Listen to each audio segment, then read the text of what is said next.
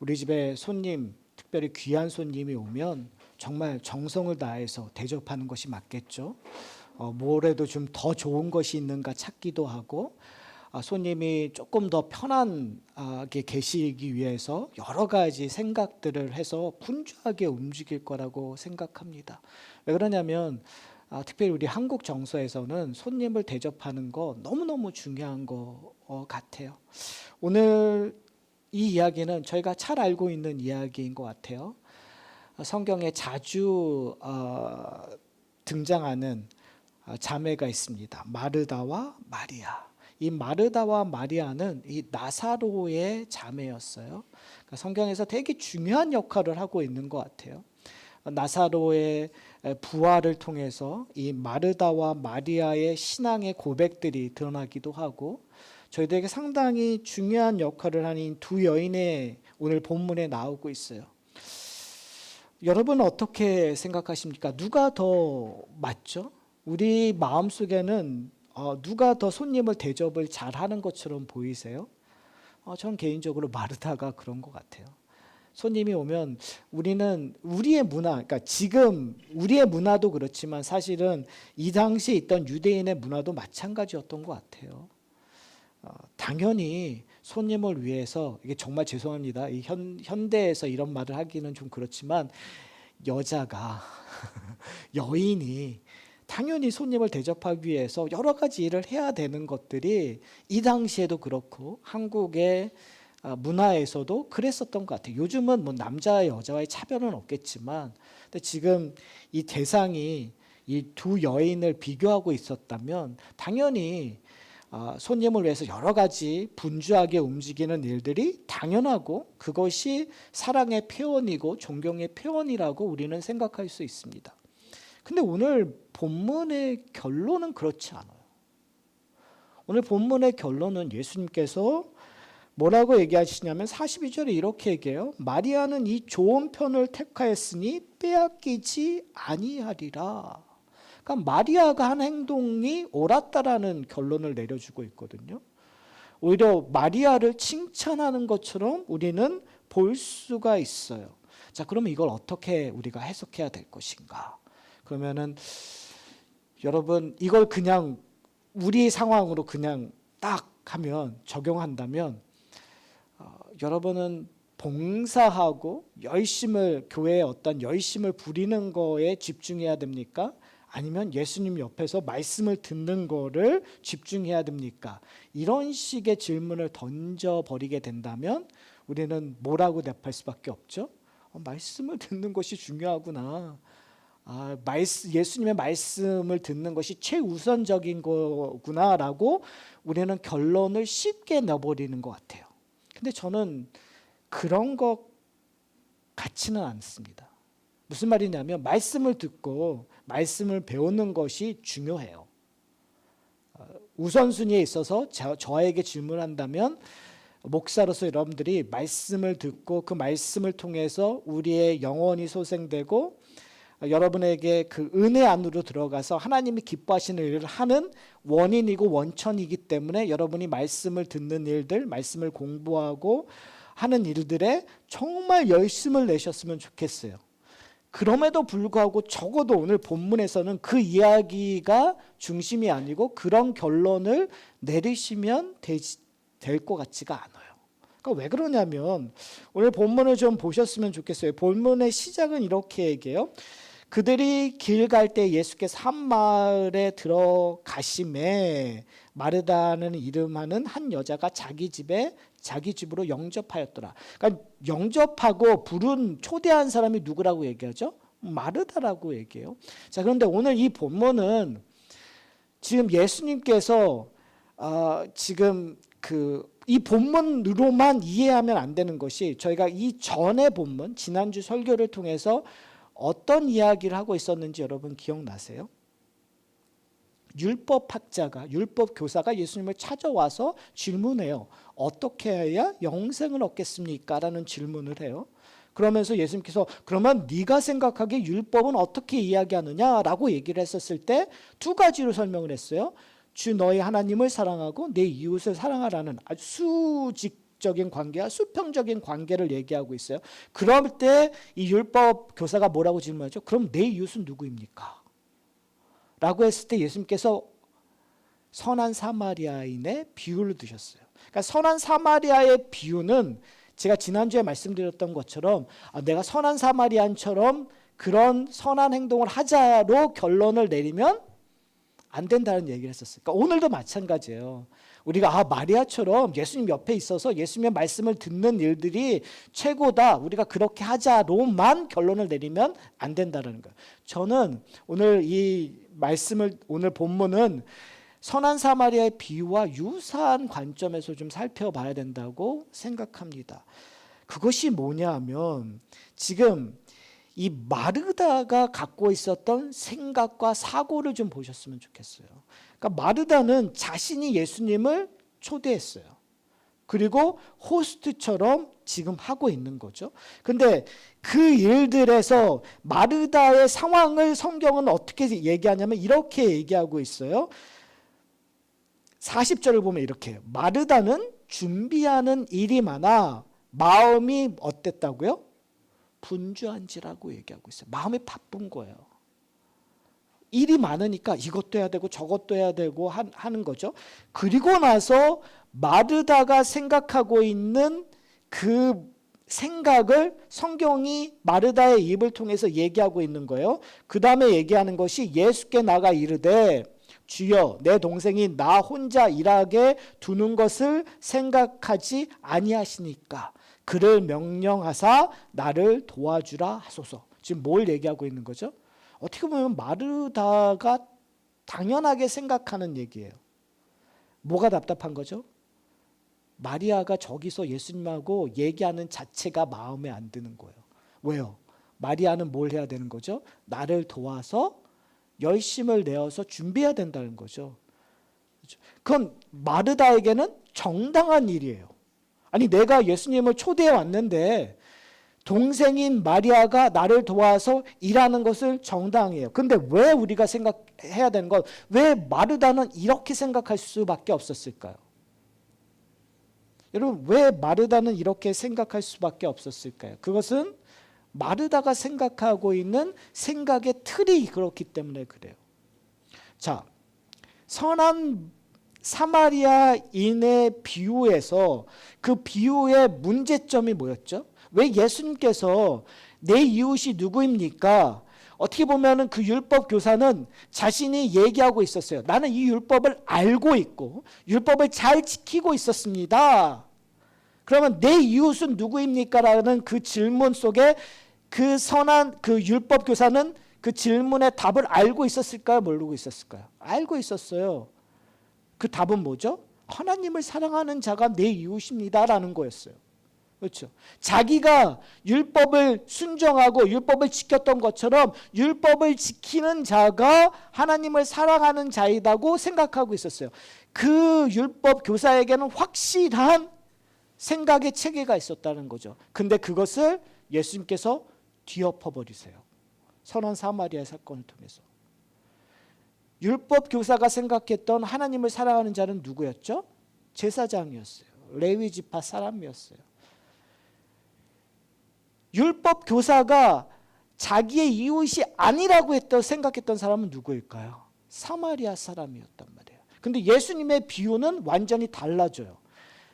하나님을 사랑하고 특별히 예루살렘에서 여리고로 간다라는 얘기는 그 안식일 날 제사장으로서 레위 지파로서 하나님 앞에 나갔던 거룩한 일들을 했고 하나님의 영광을 봤었던 사람들이 지금 지나쳐 갔다라는 거예요. 왜 지나쳐 갔죠? 시체이기 때문에. 거룩한 자는 시체를 만지면 안 돼요. 부정하게 되니까. 그러니까 율법을 지킨 거예요. 나름 체계적으로 율법을 지키고 있었어요. 그러니까 어떤 의미에서 율법 교사가 생각했을 때 옳은 일인 거죠.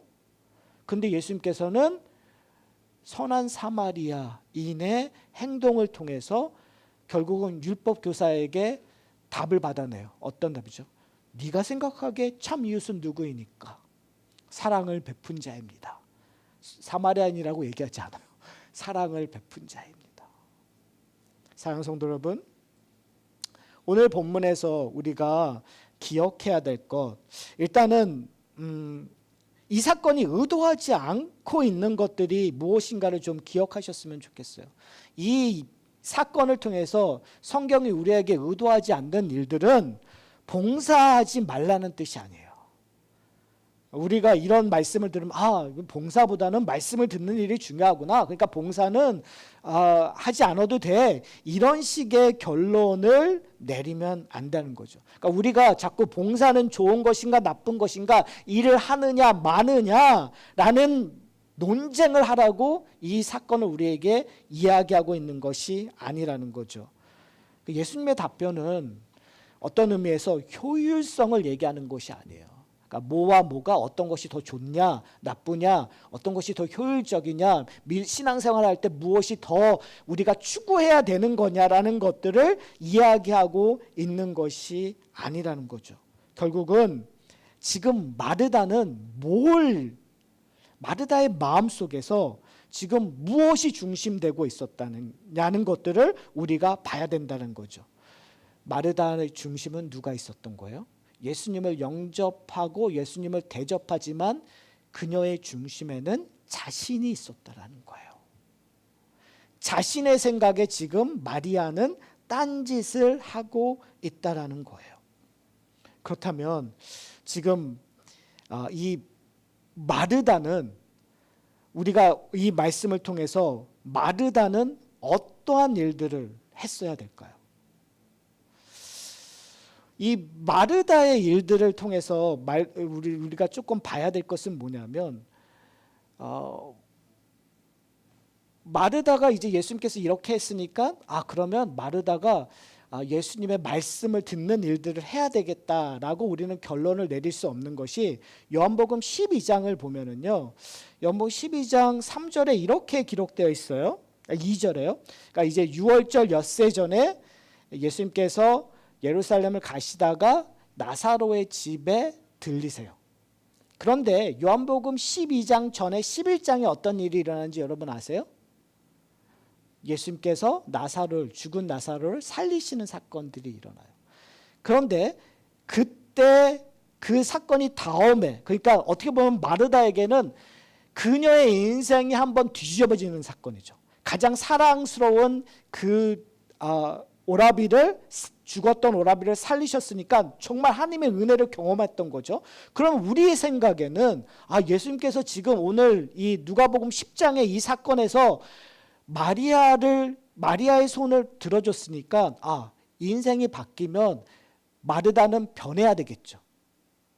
그런데 2절에 어떻게 했냐, 제가 읽어드릴게요. 거기서 예수를 위하여 잔치할세, 그러니까 나사로의 집에서 잔치가 벌어졌어요. 그때 마르다는 일을 하고 나사로는 예수와 함께 앉은 자 중에 있더라. 마르다가 뭐 하고 있는 거죠? 일하고 있어요.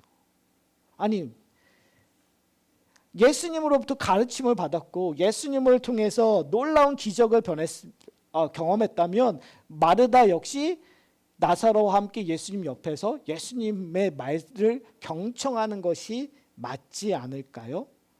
그런데 마르다는 일을 하고 있었어요. 자, 그렇다면 지금 누가복음 10장과 요한복음 12장의 차이점은 뭘까요? 저는 차이점이 있다고 생각해요. 똑같이 일을 하고 있어요. 똑같이 분주할 수 있을 거예요. 그러나 그 차이점이 있어요. 뭘까요? 마르다는 그녀의 삶의 중심이 잣대가 더 이상 자신이 아니라는 거예요. 결국은 그 봉사의 그 잣대가, 그 봉사의 중심에 뭐가 있냐면 기쁨이 있는 거예요. 즐거움이 있는 거예요. 무엇 때문에요? 예수 그리스도의 기적을 통해서, 예수 그리스도의 만남을 통해서, 온전한 만남을 통해서 그녀의 삶이 변했다라는 거죠. 사랑하는 성도 여러분, 저는 이것이 되게 중요한 포인트라고 생각합니다. 오늘 본문에서 마르다가 놓치고 있었던 것은 상대방의 행동이 나의 잣대와 틀리기 때문에 불평불만이었어요. 왜요? 나 중심이었으니까. 그런데 요한복음 12장에서는 그 불평불만을 하지 않아요. 오히려 그 요한복음 12장에 마리아가 값비싼 향유를 예수 그리스도께 드리는 일이 일어나거든요. 저는 이거는 제가 해석하는 거지만 저는 마르다가 제자들이 얘기하고 있는 것과 전혀 반대되는 마음을 가졌을 거라고 생각해요. 마리아의 행위는 마르다의 행위와 동일했었다고 저는 생각해요. 왜요? 그녀 안에 기쁨이 있었으니까. 더 이상 마리아의 행동을 문제 삼는 것이 아니라 오히려 마리아의 행동에 함께 마음으로 참여하고 있었을 가능성이 크다라는 거죠. 사랑하는 성도 여러분, 예수님께서 뭐라고 하시죠? 41절에 이렇게 얘기해요. 마르다야 마르다야 내가 많은 일로 염려하고 근심하나. 사랑하는 성도 여러분, 이걸 그냥 우리의 현재 우리의 모습으로 좀 적용한다면 우리는 마르다와 같은 신앙생활을 참 할 때가 참 많은 것 같아요. 예수님을 위하여 일을 한다고 하면서 우리는 많은 일로 염려하고 근심하는 거죠. 정말 이것이 하나님이 기뻐하시는 일인가? 그것만으로도 충분한데 우리는 거기에다가 더 애드하기 시작하죠. 이거 어떤 사람이 보면 나를 어떻게 볼까? 이것이 사람 눈에 괜찮을 것인가? 이것을 저 사람 때문에 해야 되나 말아야 되나? 지금 이거 하는 것이 뭔가 부족한 거 아닌가? 더 많이 해야 되나? 이건 너무 과한 거 아닌가? 덜 해야 되나? 수도 없는 일들을 고민할 때가 참 많아요. 저만 그런가요? 제가 트리플 A여서 그런가요? 아니요, 그렇지 않아요. 우리가 중심을 못 잡는다면 우리 인간적인 근심, 걱정을 할 때가 참 많아요. 근데 그 인간적인 걱정, 근심이 잘못된 건가요? 한번 우리 냉철하게 생각하면 전혀 잘못된 것 같지 않아요. 왜요? 그게 어떻게 보면 우리의 생각에 옳은 거고 당연히 걱정해야 되는 거고 당연히 근심해야 되고 당연히 생각하는 거라고 우리는 생각하고 정당화할 수가 있어요. 그러나 저는 오늘 본문을 통해서 우리가 좀 고민했으면 좋겠어요. 우리의 근심과 걱정이, 염려가 어디에 있는가? 나 중심적인가? 내 잣대로 생각하고 있는가? 우리가 생각하고 있는 의인, 우리가 생각하고 있는 이웃, 우리가 생각하고 있는 옳음의 잣대가 나 중심적인가? 내 경험인가? 아니면 내가 갖고 있는 논리인가? 내가 갖고 있는 사고인가? 내가 갖고 있는 전통인가? 사랑하는 성도 여러분, 이거는요, 제가 이렇게 얘기하고 있지만 이거를 기법한다는 거 쉽지 않아요, 여러분. 저는 제가 만약에 제사장이라면 어떤 행동을 했었을까? 과연 강도 맞은 자를 구할 수 있을까? 제가 한번 생각해 봤어요. 안 했을 가능성이 많아요. 제사장의 마음이 강팍해서요? 아니요. 제사장이라는 그 전통과 규례와 습관 때문에 안 했을 가능성이 많아요. 우리는 쉽게 얘기할 수 있어요. 어떻게 사람이 되어서 강도된 사람을, 죽은 것처럼 보인 사람을 지나쳐 갈 수 있을까? 우리는 쉽게 얘기할 수 있어요. 그러나 그것이 관습이 되고 규례가 되고 그것을 뛰어넘는 것들이 범죄함이 된다면, 자신의 존재가 부정되는 거라면 여러분 그거 쉽게 할 수 있지 않아요. 여러분 그렇지 않습니까? 우리가 갖고 있는, 우리가 자라나는 환경을 뛰어넘는 일들이 그렇게 쉽나요? 여러분 우리가 상대방을 이해하지 못하는 것, 우리가 다른 문화를 이해하지 못하는 것, 다른 사람을 수용하지 못하는 이유 중에 가장 큰 것은 내가 갖고 있는 것들을 놓지 못하기 때문에 그래요. 내가 자라왔던 환경, 내가 갖고 있던 상식, 내가 갖고 있던 문화, 내가 갖고 있는 신앙의 잣대들을 뛰어넘지 못하는 거죠.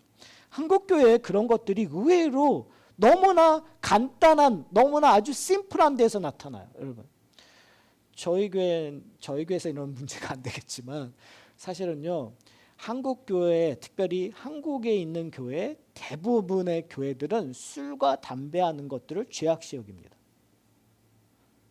지금 여러분이 저희 교회 상황이니까 그것을 라고 얘기하지만, 여러분 대부분에 있는 교회에서 술에 대한 이야기, 술을 먹는 것, 그러니까 밖에서, 교회 밖에서 일상에서 술을 마시는 분들조차도 교회 안에 들어와서 술이나 담배에 대한 이야기를 하는 것을 죄악시 여긴단 말이에요. 그것이 우리의 규례예요. 근데 그러한 규례와 그러한 전통이 있는 데에서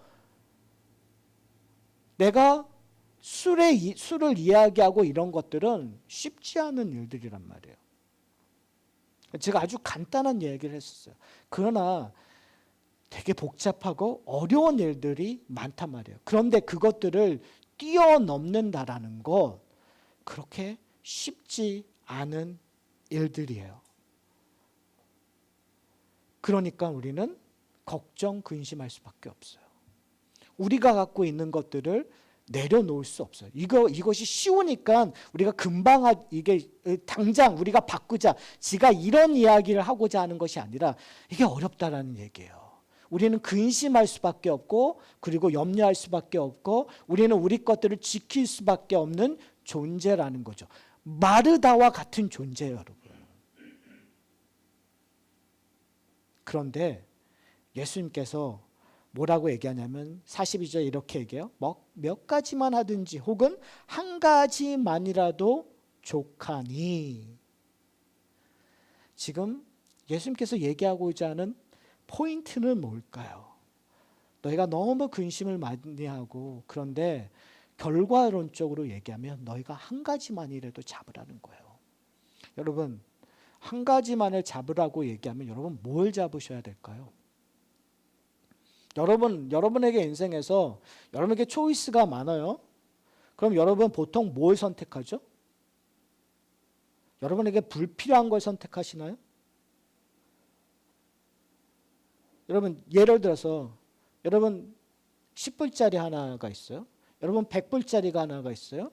여러분 1000불짜리가 있어요. 여러분 밀리언짜리가 있어요. 여러분 뭘 선택하시겠어요? 꼭 이럴 때 이렇게 얘기하실 수 있어요. 나 10불짜리 내가 당장 필요한 거 선택할 거야. 그것도 맞는 거겠죠. 근데 여러분 보통 여러분이 생각하기에 가장 중요한 것 하나를 선택하겠죠. 대부분의 사람들이 값어치 있다고 생각하는 것들을 선택하게 돼요. 여러분 오늘 본문에서 얘기하고 있는 건 여러분에게 무엇이 값어치 있냐라는 거예요. 다른 말로 얘기하면 율법학자가 얘기했던 어떻게 영생을 얻겠습니까? 라는 질문과 똑같아요. 왜요? 율법학자에게 가장 중요했었던 것이 영생이기 때문에. 사랑하는 성도 여러분, 여러분은 무엇을 선택하고 계십니까? 지금 예수님께서 얘기하고 있는 건 우리에게 다시 돌리면, 마르다야, 네가 지금 가장 중요하게 생각하는 것이 무엇이냐라고 질문하고 있는 거와 마찬가지인 거예요. 사랑하는 성도 여러분, 무엇으로 염려하고 근심하고 계십니까? 값어치 없는 것으로 염려하고 근심하고 계십니까? 분주해서 정말 수도 없는 걸 가지고 나는 걱정, 근심하고 계십니까? 근데 예수님께서는 우리에게 얘기하고 있는 거예요. 몇 가지만, 아니 혹은 한 가지만이라도 선택하라. 그 예로 누구를 드신 거죠? 마리아는 좋은 편을 택하였으니 빼앗기지 아니하리라 라고 얘기하는 거예요. 사랑하는 성도 여러분, 저는 마르다가 믿음이 연약해서 이런 일들이 일어나고 있지 않다고 생각해요. 믿음이 연약해서 지식이 없어서 이 봉사 일을 했다고 선택했다고 생각하지 않아요. 왜 그러냐면 요한복음 11장에서 마르다의 고백은 정말 완벽했어요. 마리아와 마르다의 그 차이는 별반 없었어요. 뭘 얘기하죠? 신앙의 표현이 섬김이 될 수 있다는 거예요. 신앙의 표현이 봉사가 될 수 있다는 거예요. 사도 바울이 얘기했죠. 우리에게 많은 은사가 있다고 얘기해요. 어떤 분에게는 신앙의 표현들이 은사가 섬김으로 봉사로 나타날 수 있어요. 근데 문제는 뭔지 아세요? 그거를 근심으로 염려로 하고 있다면 그것이 더 이상 은사가 되지 않는 거죠. 왜요? 내 잣대로 비교하기 시작되는 거죠. 난 이만큼 봉사했는데, 난 이만큼 헌신했는데 왜 당신은 그걸 하고 있지 않습니까? 그건 다르게 뒤집어도 되죠. 난 이만큼 성경 공부하고 있는데, 난 이만큼 지식이 있는데 왜 당신은 성경 공부하고 있지 않습니까? 왜 당신은 하나님의 지식이 그렇게 부족하십니까? 라고 얘기하는 건 저는 비일비재 똑같다고 생각해요. 중요한 건 뭐냐면 우리가 기억해야 될 건 나 중심적으로 생각할 것인가? 하나님의 중심적으로 생각할 것인가? 어떻게 판단할 것인가? 예수님께서 우리에게 질문하고 계시는 거예요. 내 이웃이 누구냐? 너는 지금 무엇을 위하여 봉사하고 있느냐? 너는 무엇을 위하여 예수님 옆에 있는가? 여러분 오해하지 않으셨으면 좋겠어요. 예수님 옆에 있는 것만으로 모든 걸 충족하지 않아요. 왜요? 예수님 옆에 누가 있었으니까요. 누구도 있었으니까요. 예수님을 배신한 가룟 유다도 있었어요. 지금 이 사건을 통해서 우리에게 이야기하고자 하는 것은 무엇이 낫다가 아니에요. 말씀을 듣는 것이 낫다. 그 얘기를 하고 있는 것이 아니라 지금 너희 자리에서, 지금 우리의 자리에서 누구 중심으로 살고 있냐라는 거예요. 만약에 중심이 바뀌게 된다면 저는 우리의 인생이 달라진다고 생각해요. 마르다의 인생이 달라지는 거죠. 지금 마가복음 10장과 그러니까 누가복음 10장과 요한복음 12장에서의 똑같은 일들이 일어나지만 마르다가 경험하는 것들은 완전히 다르는 거예요.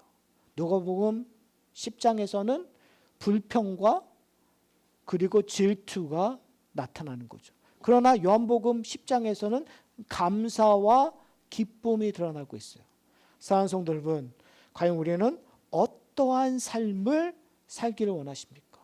여러분 신앙생활을 하면서 어떠한 신앙생활을 하고 싶으세요? 근심, 걱정이 많은, 비판하고 멸시하고 정죄하는 그러한 신앙생활을 하고 싶으세요? 아니면 기쁨과 감사와 찬양과 영광을 돌리는 신앙생활을 하고 싶으세요? 당연히 후자겠죠. 근데 문제는 뭐냐면 우리는 신앙생활을 대부분 전자에서 하고 있다는 거예요. 공동체 생활을 거의 대부분 전자에서 하고 있어요. 왜 교회에 힘이 없느냐? 그리고 그 힘이 왜 인위적이냐? 그리고 왜 교회가 역동성이 없고 자꾸 수동적으로 가느냐? 결국은 전자 때문에 그래요. 왜요? 전자에서는 늘 열심히 잘하고 보여지는 거에게만 집중하는 거예요. 그러니까 안 하는 사람들은, 그걸 못하는 사람들은 괜히 뭔가 죄 짓는 것 같고 뭔가 도태되는 것 같고 뭔가 열심히 없는 것 같고, 그러니까 잘하는 사람도 비판하고 못하는 사람도 질투하고 비판하고 서로 다 비판 질투하는 거예요. 그러니까 교회가 어려운 거죠. 시기 질투. 교회에서 저희 교회 공동체가 되는 게 아니라 그러니까 교회 안에서 자꾸 열심히 해도 사람들은 열심히 하는 걸 그냥 내버려 두지 않고, 그리고 내가 조금 너무 지치고 힘들고 쉬어야 되는데 그 쉬는 것조차도 사람들이 받아들이지 않고, 그러니까 이것도 아니고 저것도 아닌 그런 공동체가 돼버리는 거예요. 오늘 본문을 통해서 저는 우리가 교회 공동체로서 변화돼야 되는 그 모습을 좀 발견하셨으면 좋겠어요.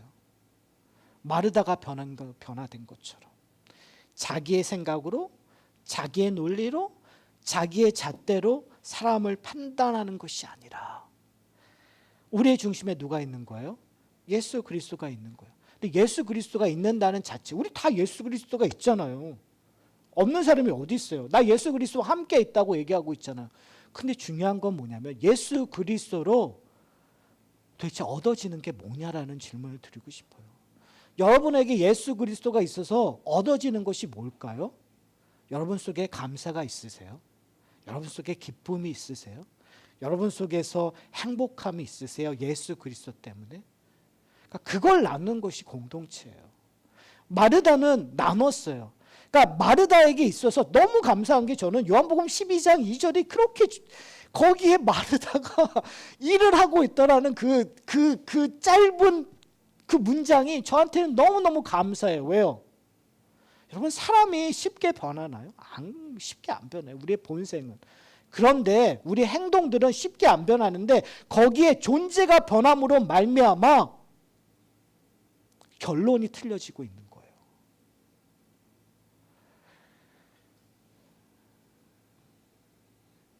제가 이렇게 생각해 보니까 제가 수학을 별로 좋아했던 것 같지 않아요. 저도 이제 망각의 동물이어서 옛날에 수학을 어떻게 했는지 잘 모르지만 지금 보니까 수학을 지금도 별로 좋아하지 않아요. 산수는 할 수 있는 것 같은데 수학을 잘 못할 것 같아요. 근데 저한테 자꾸 수학이 진리니까 수학을 하라고 하면 저는 어떨까요? 인생이 참 힘들어질 것 같아요. 그렇죠? 기쁨이 없을 것 같아요. 여러분,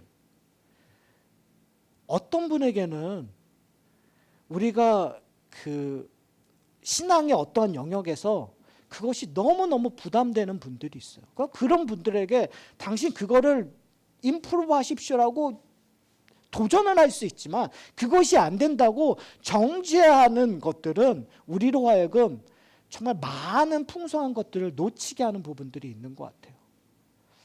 그것보다는 우리가 지금 하고 있는 것들, 잘하고 있는 것, 저는 그냥 하산교회 공동체 목사로서 여러분에 도전하고 싶어요. 여러분 정말 잘하는 거 열심히 하세요. 여러분이 하시는 일들, 기쁨이 되는 것들 열심히 하세요. 그런데 중요한 건 뭐냐면 그 가운데서 나 중심적으로 판단하는 것이 아니라 하나님이 주시는 예수 그리스도로 주시는 것으로 말미암아 기뻐하셨으면 좋겠어요. 즐거워하셨으면 좋겠어요. 그리고 다른 사람 눈 안 생각하셨으면 좋겠어요. 왜요? 예수님께서 얘기하셨잖아요. 뭐라고 얘기하세요? 예수님께서 뭐라고 얘기하셨죠? 마리아는 좋은 편을 택하였으니 빼앗기지 아니하리라. 여러분 다른 사람이 얘기하는 거에 크게 무게를 둘 필요가 없어요. 왜요? 그것보다도 더 중요하신 분이 나에게 무게를 두고 계시는 거예요. 여러분.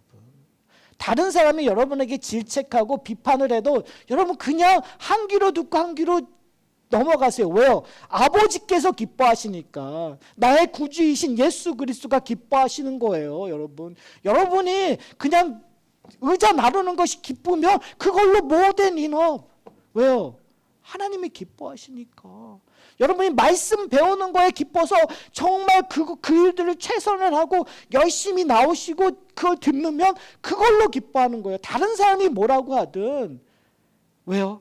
그것이 내가 하나님 앞의 관계 속에서 나로 하여금 말할 수 없는 축복을 주고 있으니까. 그런데 중요한 건 뭔지 아세요? 이것도 아니고 저것도 아니면 안 돼요. 여러분. 이것도 안 하고 저것도 안 하면 안 돼요. 그렇죠? 무엇인가 나에게 주신 것이 있다면 그것에 대해서 소망을 갖는 것이 중요해요. 마르다와 마리아는 무언가를 하고 있었어요. 여기서 핵심은. 마르다는 영접할, 마리아는 그걸 예수님과 더 가까이 하고 있는.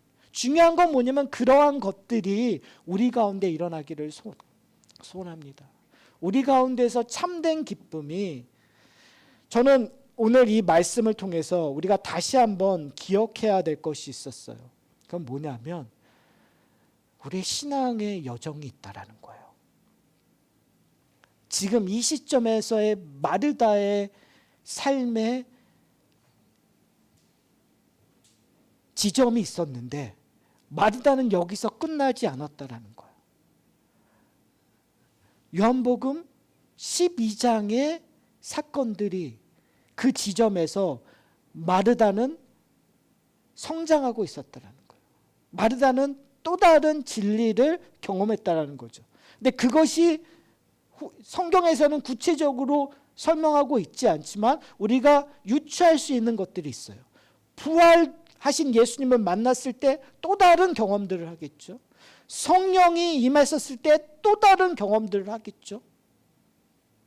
사랑하는 여러분, 지금 여러분 어느 지점에 계십니까? 여러분 염려하고 계십니까? 여러분 근심하고 계십니까? 여러분 너무 분주하게 신앙생활을 하고 계십니까?